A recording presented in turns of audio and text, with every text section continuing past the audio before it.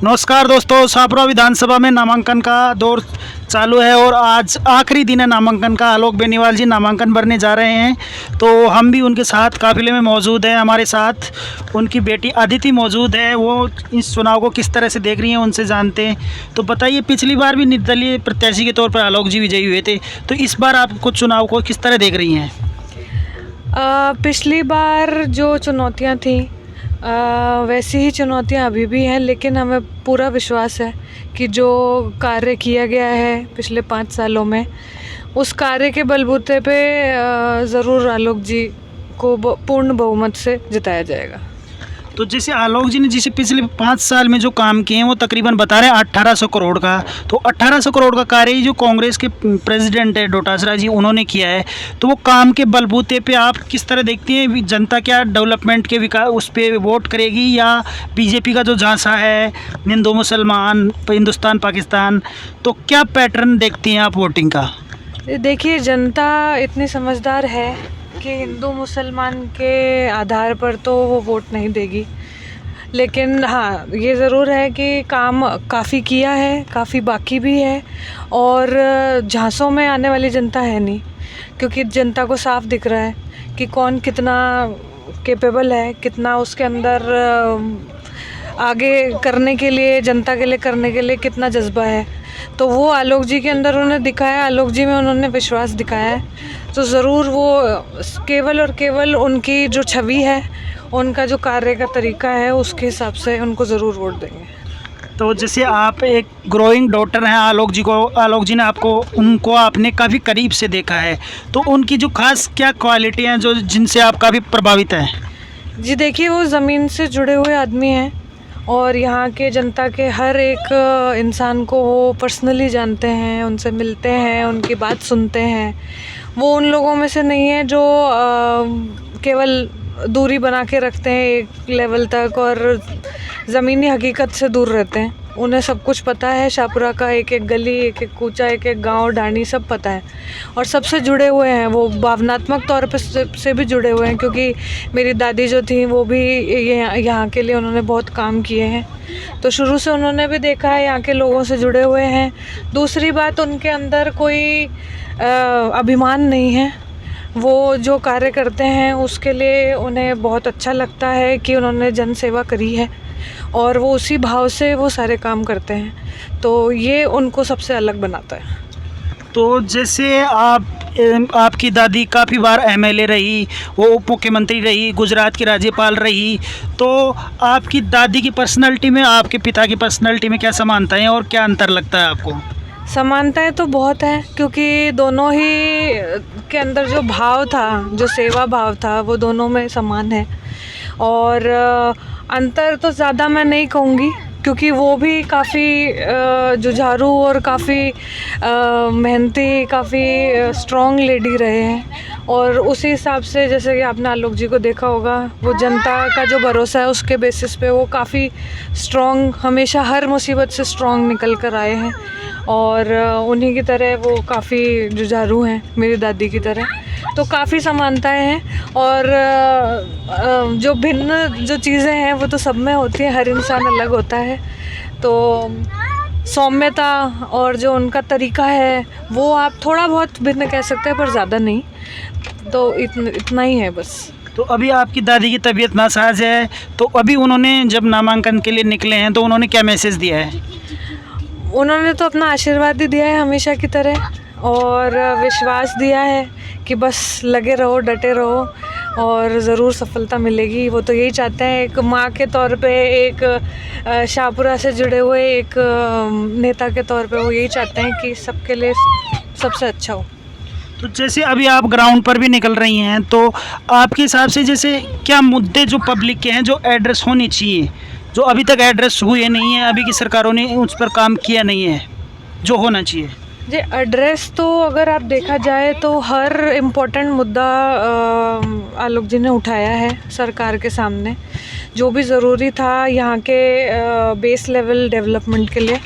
तो वो शुरुआत आप देख सकते हैं। आज आप शाहपुरा में घूमेंगे तो आपको सब जगह दिखेगा कि उन्होंने हर जगह के लिए कुछ ना कुछ किया है।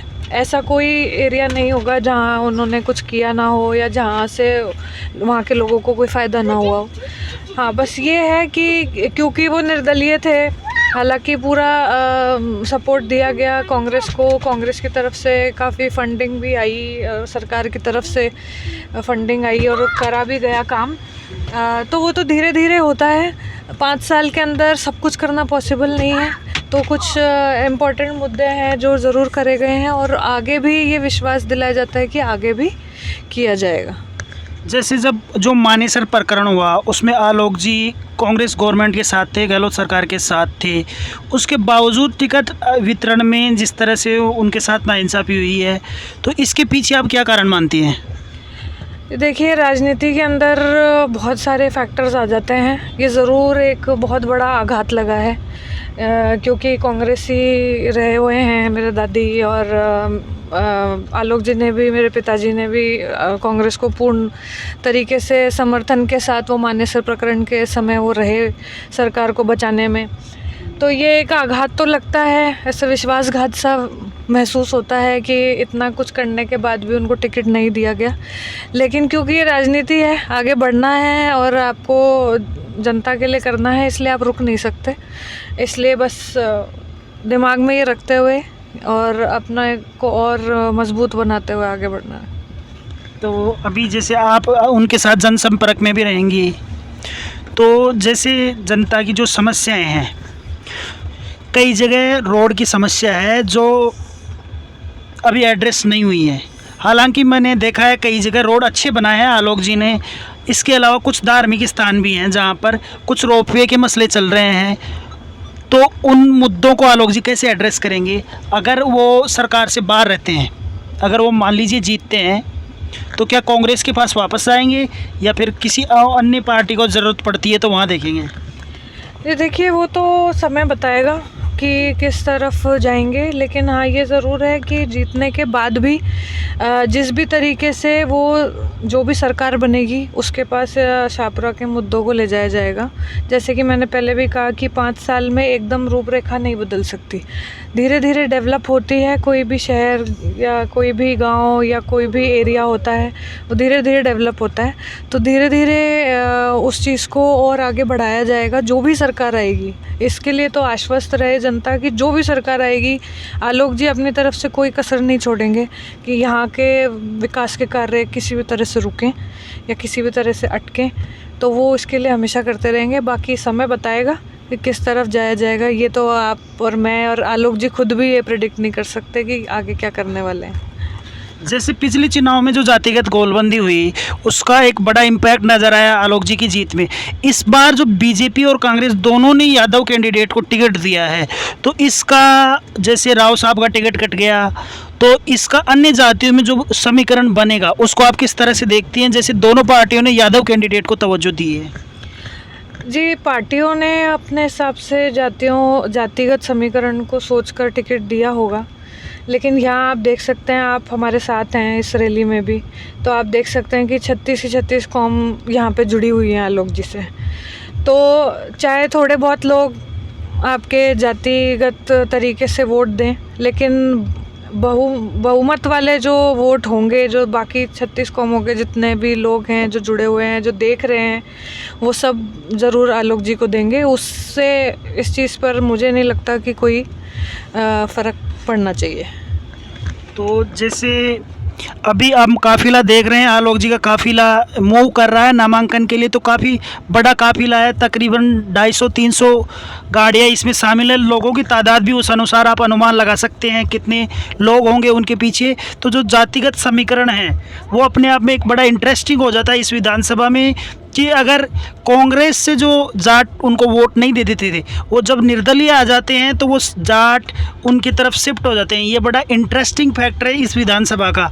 तो यही फैक्टर जो पिछली बार गोलबंदी बनी थी उसमें काम में आया था और ये आलोक जी को जीत मिली थी। तो जो ये जातिगत गोलबंदी थी और पिछली बार जैसे कुछ असामाजिक तत्व कह सकते हैं या कुछ जातिवादी लोगों ने विमन से फैलाया, तो वो इस बार के चुनाव में कैसा नज़र आएगा? जातिगत जो कॉम्बिनेशन है कास्ट कॉम्बिनेशन वो किस तरह का रहेगा? जैसे कुछ लोगों ने पिछली बार कहा था कि अगर हम जीतते हैं तो हम जैसे इन लोगों को नहीं रहने देंगे, या उन लोगों ने रोडें जाम कर दी थी। तो इस कॉम्बिनेशन, कास्ट कॉम्बिनेशन को किस तरह से देखती हैं? जी देखिए, जाति वाली चीज़ तो जो ये असामाजिक तत्व होते हैं इस चीज़ का फ़ायदा उठाने की हमेशा ही कोशिश करते हैं, चाहे वो कोई सा भी चुनाव हो। तो इस चुनाव में भी हो सकता है ऐसा हो सकता है ना हो, लेकिन हाँ अगर जाति की कोशिश करी जाएगी तो ज़रूर उसके हिसाब से ही सब चीज़ें की जाएंगी। लेकिन कभी भी यूँ नहीं सोचा जाता कि अगर इस जाति के कोई लोग हैं वो आपको वोट नहीं दे रहे हैं, उस तरफ से आपके पास वोट नहीं आ रहे हैं, तो उनकी तरफ आप ध्यान नहीं देंगे। वो भी शाहपुरा का ही हिस्सा हैं, शाहपुरा की ही जनता है, तो उनके लिए भी समान भाव से ही देखा जाता है। चाहे वो उस चीज़ को उछालना चाहें चाहे नहीं उछालना चाहें, तो जनता जो है वो पूरे शाहपुरा की एक समान ही समझी जाती है। और जैसे ये कांग्रेस और अन्य पार्टियों की जो अभी मैनिफेस्टो जारी हो रहे हैं, उनके बारे में क्या विचार है? उनका कुछ आपको एडवांटेज मिलेगा, या चूँकि आप कांग्रेस, जो आलोक जी थे वो कांग्रेस सरकार में सम्मिलित थे, और अभी जो कांग्रेस ने बेनिफिट भी किया, पेंशन योजना है और अन्य कई प्रकार की योजनाएं हैं, आगामी कुछ योजनाएं हैं, जो कांग्रेस का वोटर है वो क्या आलोक जी के लिए वोट करेगा?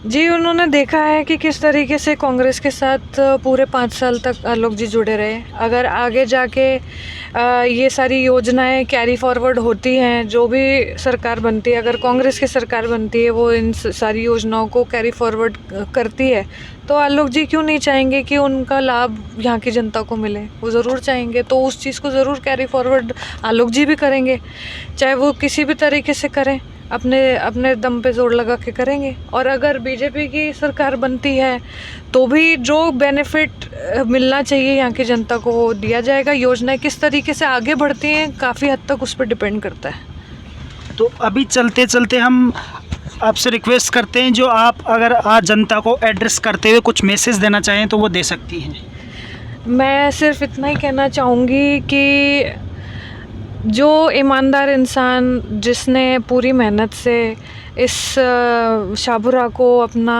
समय, अपना खून पसीना, अपना सब कुछ दिया है, वो अपने दिमाग में रखें, ज़रूर रखें। और उनके साथ जो गलत हुआ है, आप उनके समर्थन में रहेंगे तो उनको ताकत मिलेगी।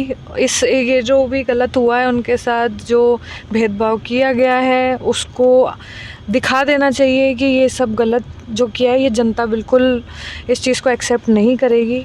और आप भारी से भारी तादाद में उनको वोट दें, भारी मतों से उन्हें जिताएं और उन्हें वापस लाएं, जिससे कि और भी जितने कार्य करने की मंशा उनकी है शाहपुरा के लिए वो पूरी हो सके और शाहपुरा की जनता को और कई सारी सौगातें मिलें आगे। तो इसी मैसेज के साथ अभी हम आगे रुक कर रहे हैं और आलोक जी का इंटरव्यू करने की कोशिश करेंगे। अभी के लिए शुक्रिया, धन्यवाद। कट।